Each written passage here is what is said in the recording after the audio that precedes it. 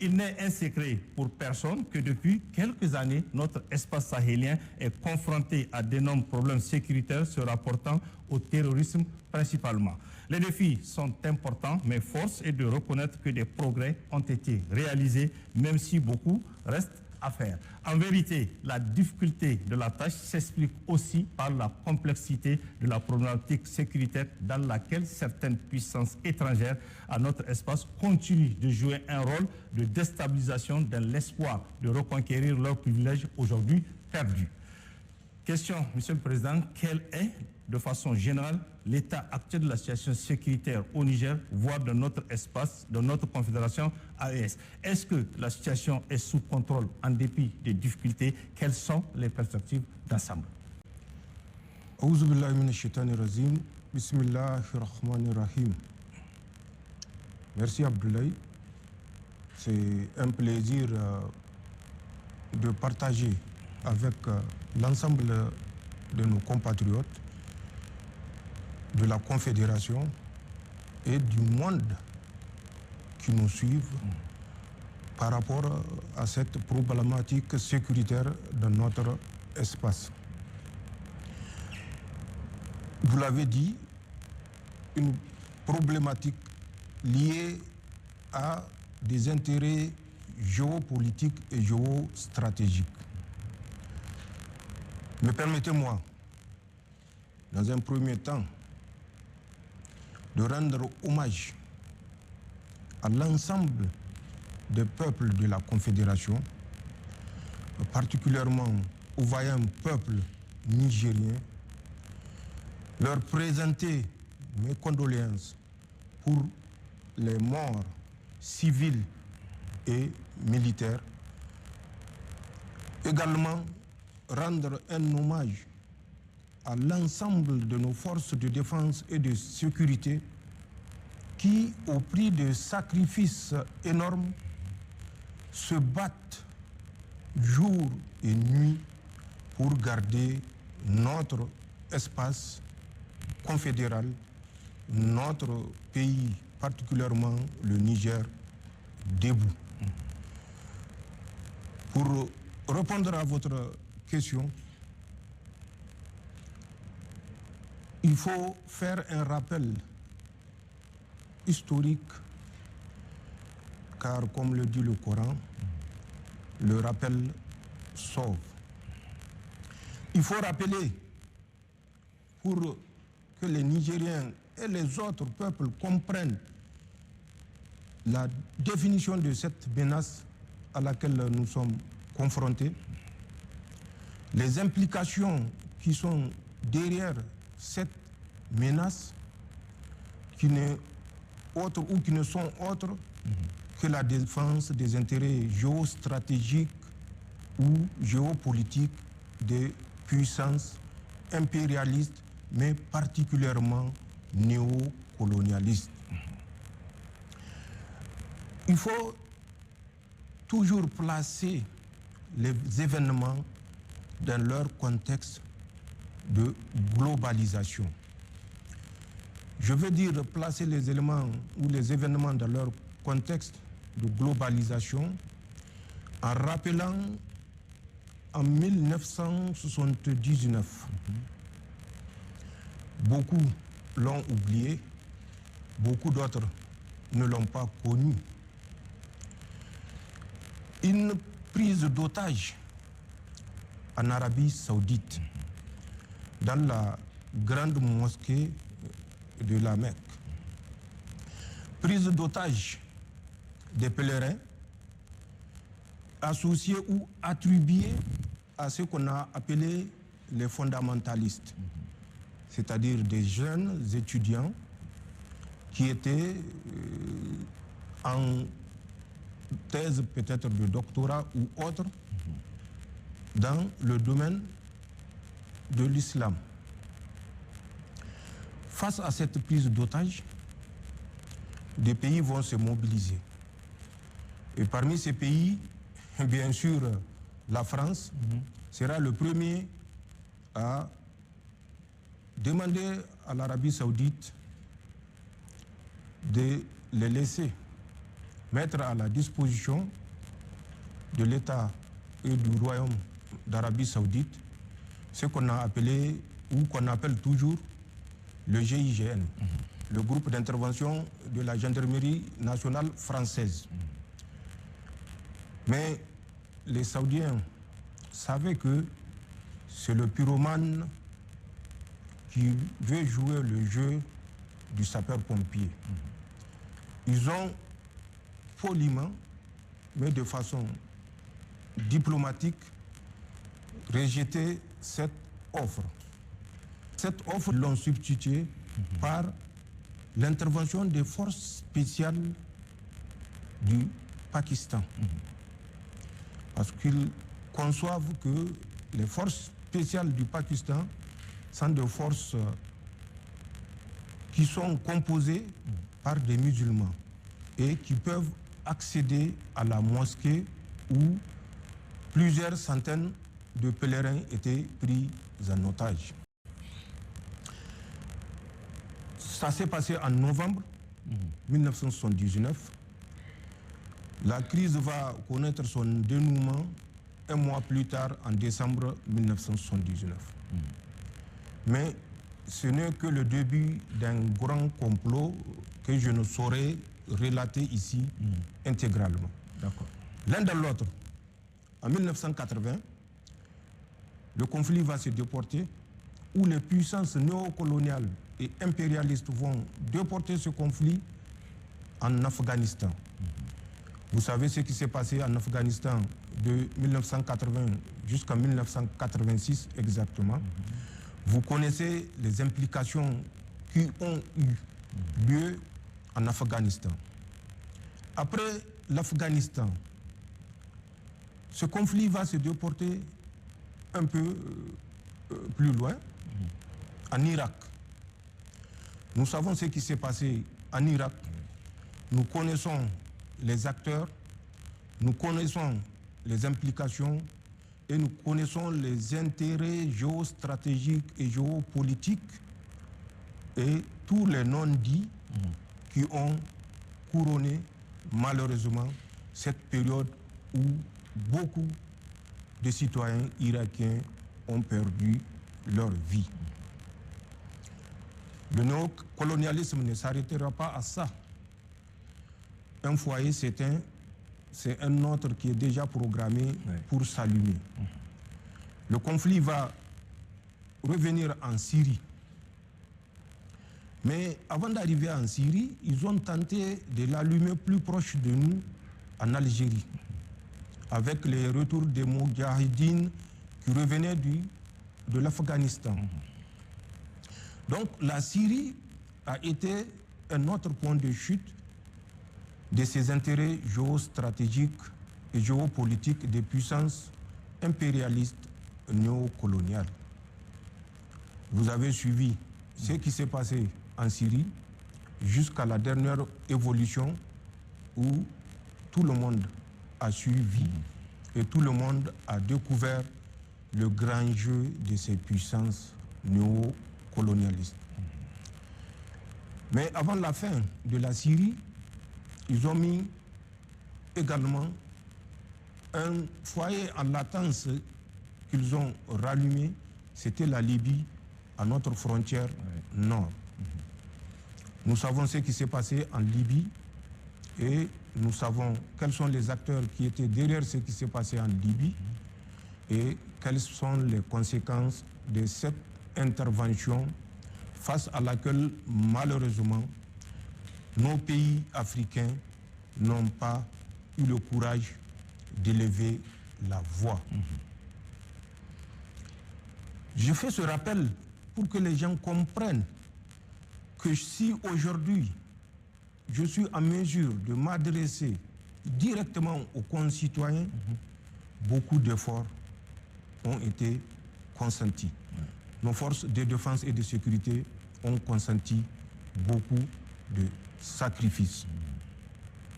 Pour venir au cas spécifique du Sahel de façon globale et de la Confédération encore de façon plus précise et du Niger en particulier, Je rappellerai quels sont les acteurs qui sont derrière cette situation que nous vivons aujourd'hui.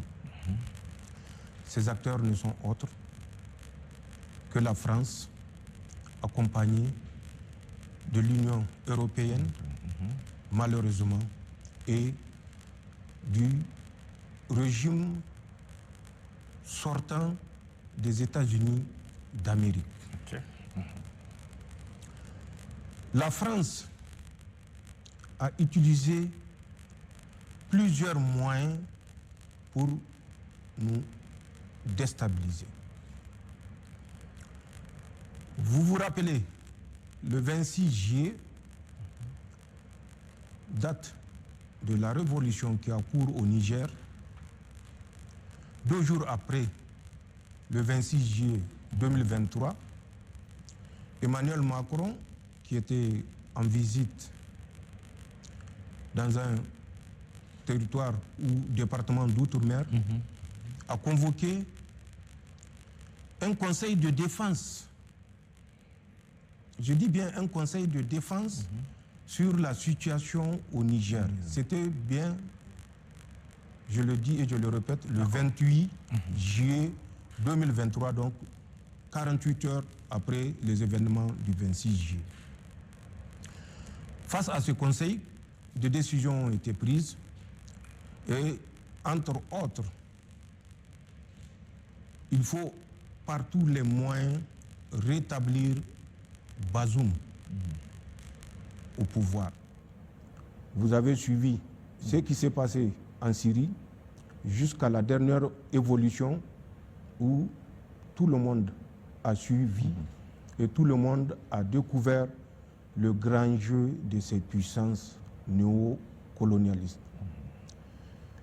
Mais avant la fin de la Syrie, ils ont mis également un foyer en latence qu'ils ont rallumé, c'était la Libye, à notre frontière nord.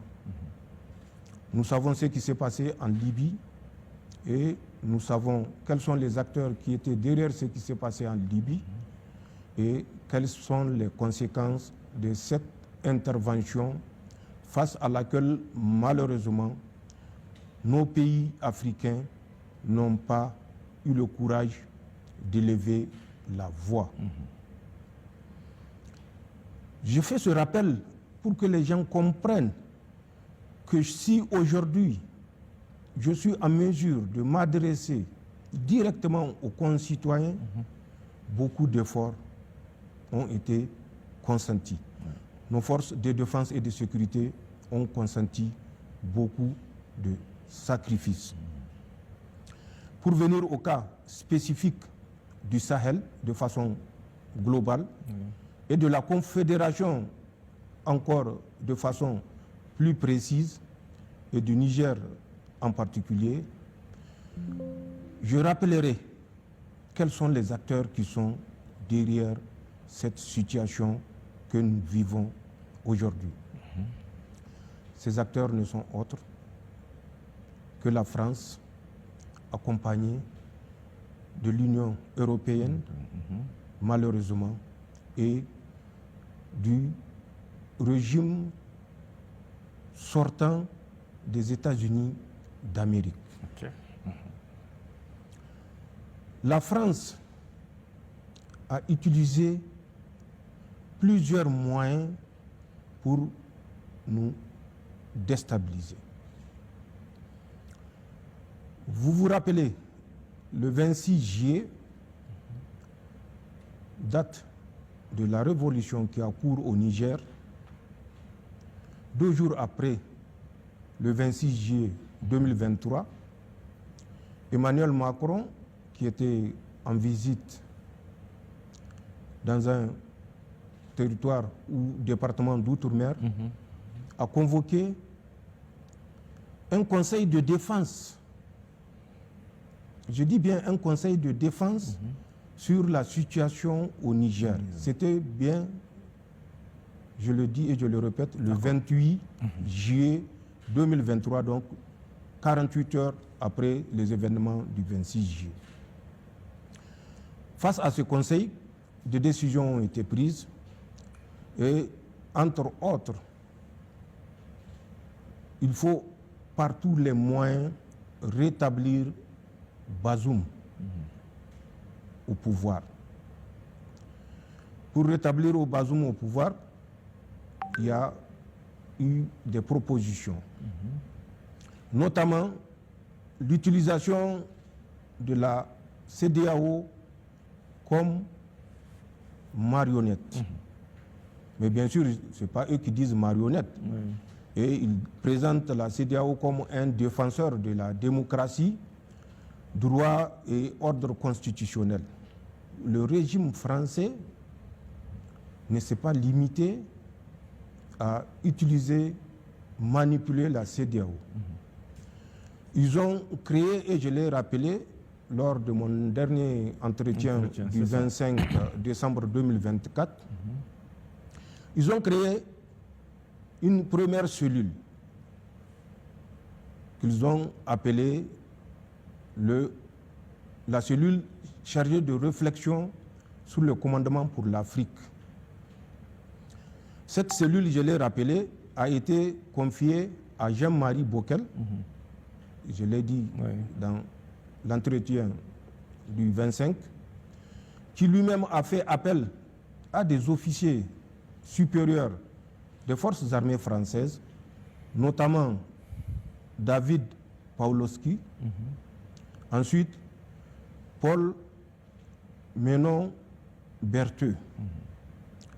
En son temps, également, j'ai dit les postes qu'ils ont occupés. C'est ça. L'un de l'autre, ils avaient eu pour mission, de la part de Jean-Marie Bockel lui-même, désigné et mandaté par Emmanuel Macron, de réfléchir pour trouver les moyens non seulement d'empêcher toute autre contamination, puisque ce qui s'est passé au Mali, au Burkina et au Niger est considéré comme une maladie contagieuse qu'il fallait par tous les moyens éradiquer. Ces gens ont réfléchi, je l'ai rappelé également dans l'entretien du 25, auquel nos téléspectateurs peuvent se référer.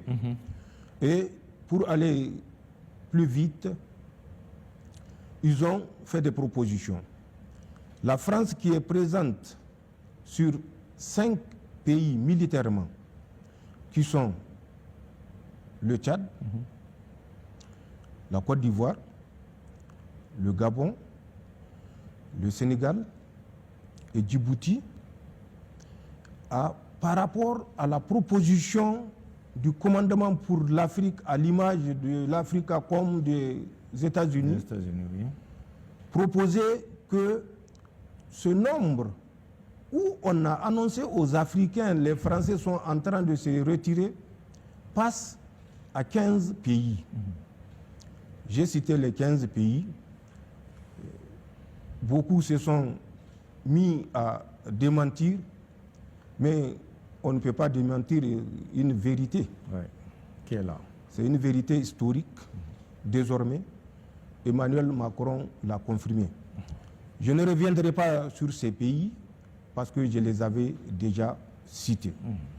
Mais les Africains doivent prendre conscience que ce que projette la France, elle fera tout pour l'atteindre, même si c'est d'ici 100 ans. Un général français l'avait dit à Abéché, nous étions en Afrique il y a 200 ans, nous étions repartis il y a 60 ans, nous devons, puisque nous sommes de retour, rester pour minimum 100 ans. Ce n'est pas des paroles en l'air. Ce n'est pas des paroles en l'air quand on les met côte à côte avec ce que le général Lecointre a dit il y a quelques mois, en 2024, qu'il va falloir, avec l'Union européenne, traverser la Méditerranée, même si c'est dans 1 an, 2 ans ou 10 ans, pour reconquérir par les armes sur le feu l'Afrique. parce que la France et l'Europe sans l'Afrique, c'est la souffrance en perspective. Ouais. Un autre génie français avait dit également, puisque les troupes et l'ambassadeur français que nous avons expulsés sont en train d'être évacués, ils vont utiliser ce temps qui est favorable à la déstabilisation subversive. Ce n'est pas des paroles en l'air. C'est des paroles mûrement réfléchies, c'est des paroles fruits des échanges stratégiques que ces gens entretiennent, contrairement à nos pays africains, où chacun, pour préserver son deuxième, troisième, quatrième mandat, est prêt à sacrifier son frère. Pour revenir à ce qui a été mis en place et dont on voit le déroulement actuel, toujours en 2024, après cette cellule dont Jean-Marie Bockel avait eu la responsabilité, pour laquelle il a présenté le résultat le 23 octobre 2024 à la présidence française, donc à Emmanuel Macron. Il a initié, il ne s'est pas arrêté là, pour vous montrer l'esprit européen qui entoure tous ces événements que nous vivons aujourd'hui. Il a entrepris une campagne de présentation. Il a déjà fait l'Italie. Oui. Il devait faire l'Allemagne en novembre 2024. Et c'est là où nous avons cessé d'accorder d'intérêt à ces actions pour nous concentrer sur l'essentiel. C'est ça. Donc après cette cellule, une autre cellule a vu le jour en septembre, toujours de l'année 2024. Cette cellule, ils l'ont appelée la cellule Sahel de l'Élysée. La cellule Sahel de l'Élysée a été confiée à un certain Christophe Guilou, ou Guilhou, je ne sais pas la prononciation. Guilou s'écrit G-U-I-L-H-O-U. D'accord. C'est au téléspectateur ou bien aux Français de nous dire comment ça se prononce, mais moi je considère que c'est Christophe Guilou. D'accord. Donc c'est Christophe Guilou, ou Guilhou, je ne sais pas, a également, comme Jean-Marie Bockel, désigné un autre génie pour conduire la réflexion. Je rappelle que Christophe Guilou était ambassadeur de France au Cameroun.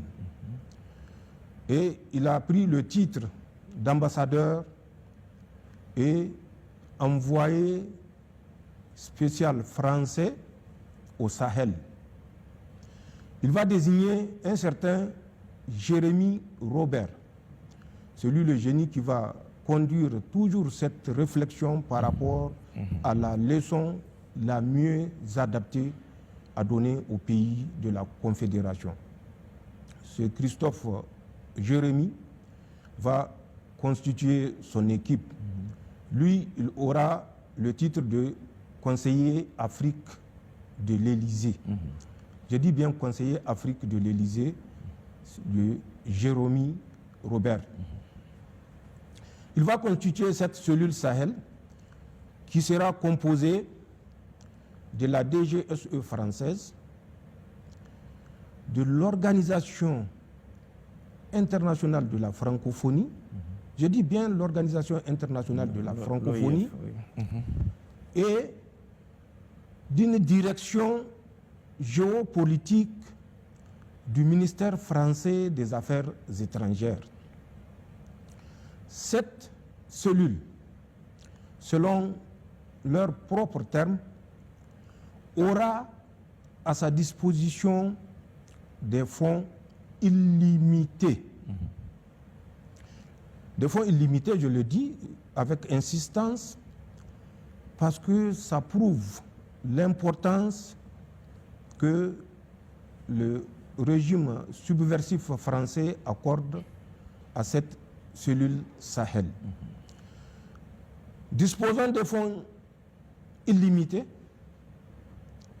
sa mission sera d'amplifier tout événement qui se produira dans la Confédération États du Sahel.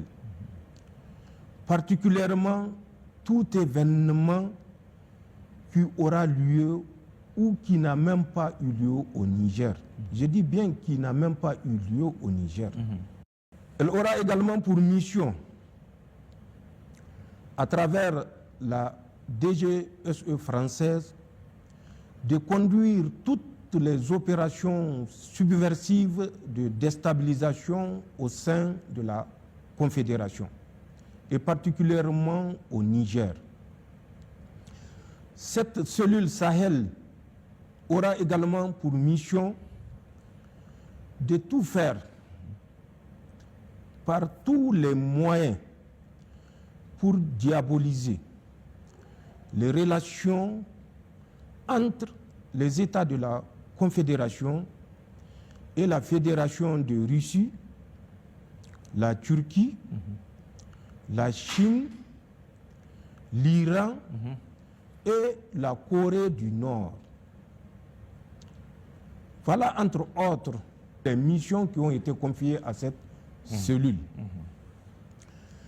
L'importance de ce rappel, c'est pour que nos compatriotes nigériens et de la Confédération, et même du monde, puisque nous avons une diaspora confédérale à travers le monde, comprennent ce qui se passe présentement dans notre espace. C'est une guerre informationnelle, c'est une guerre de déstabilisation, c'est une guerre de néocolonisation qui est conduite avec les financements français, européens et occidentaux. Mais des puissances, je le répète, néocoloniales, impérialistes, occidentales. La France et ses autres acolytes ne se sont pas limités à la création de ces cellules où elles ont confié des missions bien particulières. La France a également infiltré tous les mouvements qui initialement étaient appelés des mouvements indépendantistes. Ensuite, des mouvements djihadistes. Et enfin, des mouvements terroristes. Puisque le mensonge a beau courir, la vérité finira toujours par le rattraper. C'est à ces forces néocolonialistes et à ces troupes